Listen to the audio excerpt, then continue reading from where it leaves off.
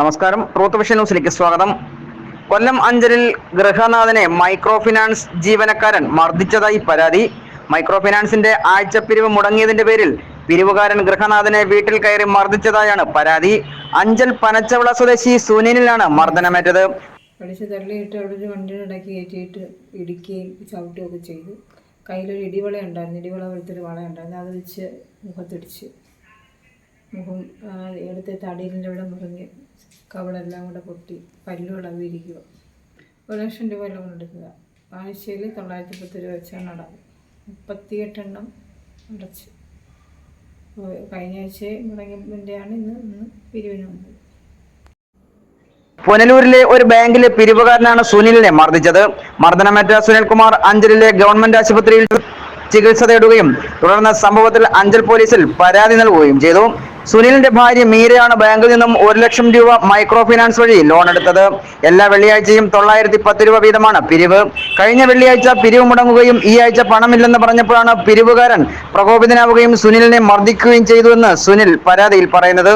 Kollur IDFC എന്ന് പറയുന്ന ഒരു ബാങ്കിൻ്റെ ഒരു പിരിവുകാരന് രാവിലെ നിന്നോ മറ്റോ പേര് എനിക്കറിയില്ല. ഞാൻ ആദ്യമായിട്ടാണ് പുള്ളിക്കാരനെ കാണുന്നത്. അപ്പോൾ ഇന്ന് ഇവിടെ വന്ന് കഴിഞ്ഞ ആഴ്ചയിലെ പിരിവ് മുടങ്ങി. ഞാൻ ചോദിച്ചു, മക്കളെ എന്തോ വന്നതെന്ന് ചോദിച്ചപ്പോൾ പറഞ്ഞത് എനിക്ക് ലോണിൻ്റെ പിരിവ് മുടങ്ങിയിട്ടുണ്ട്. ഞാൻ ചോദിച്ചു, എത്ര രൂപ മക്കളെ? 1,800 രൂപയെന്ന് പറഞ്ഞു, 2 ആഴ്ചത്തെ. ഞാൻ പറഞ്ഞു, ഈ ആഴ്ച എന്തായാലും കാണത്തില്ല, നമുക്ക് അടുത്ത ആഴ്ച അഡ്ജസ്റ്റ് ചെയ്യാമെന്ന് പറഞ്ഞു. എനിക്കിത് അറിയത്തില്ല, ഈ ലോണിൻ്റെ കാര്യം തന്നെ എനിക്കറിയത്തില്ല. ഞാൻ എന്നിട്ട് അവളോട് ചോദിച്ചു, മനസ്സിലാക്കാമെന്ന് പറഞ്ഞ് അവളെ ഇനി പെരക്കകത്ത് വിളിച്ചുകൊണ്ട് വന്നു. അപ്പം പെരക്കകത്ത് വിളിച്ചുകൊണ്ട് വന്നപ്പോൾ പുള്ളിക്കാരനും കൂടെ ഇങ്ങ് പോരുന്നു. ഞാൻ പറഞ്ഞ്, പിന്നെ നീ ഒരു കാര്യം ചെയ്യും, വെളി നില്ല്, നമ്മുടെ സംസാരിക്കാമെന്ന് പറഞ്ഞപ്പോഴത്തേക്ക് പുള്ളി അതൊക്കത്തില്ല, എടുത്ത വായിൽ എന്നെ ഒരു വല്ലാത്ത ചീത്തയാണ് വിളിച്ചത്.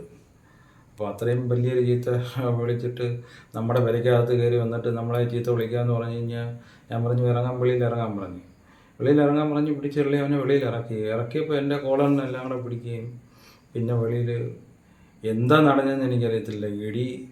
അവന് എൻ്റെ മകൻ്റെ പ്രായമുള്ളൂ, പക്ഷേ നല്ല നീളവും കൈക്ക് നല്ല നീളമൊക്കെ ഉണ്ടായതുകൊണ്ട് പുള്ളി എന്നെ പിടിച്ച് എനിക്ക് ഒന്നും ചെയ്യാൻ ഒക്കാതായിപ്പോയി. ഇടിച്ച് ചവിട്ടി എന്നെ തറയിലിട്ട് എന്തൊക്കെ ചെയ്തെന്ന് എനിക്ക് തന്നെ അറിയത്തില്ല. ഞാൻ ചാടി എഴുന്നേറ്റിട്ട് എനിക്ക് അപ്പോഴും ഇവിടെ കിഴിഞ്ഞെന്നുള്ള ഒരു ബോധമൊന്നും എനിക്കില്ല. എന്തോ പറ്റി ഇടി കിട്ടി, അത്രേ എനിക്കുള്ളൂ.